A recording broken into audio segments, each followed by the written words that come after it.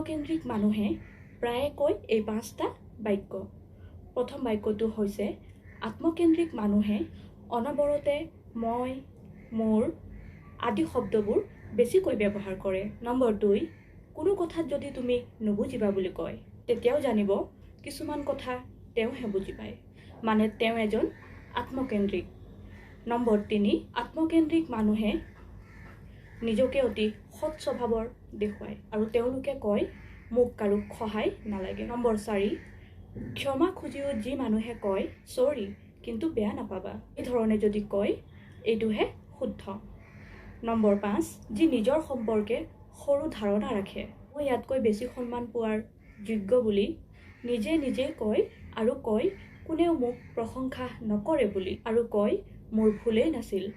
সকলো সময়ত নিজকে ব্যস্ত বুলি প্ৰতিপন্ন কৰিবলৈ চেষ্টা কৰে। কথাবোৰ অলপ বুজিব। বাকী ভালেই থাকিব, সুস্থ হৈ থাকিব। ধন্যবাদ।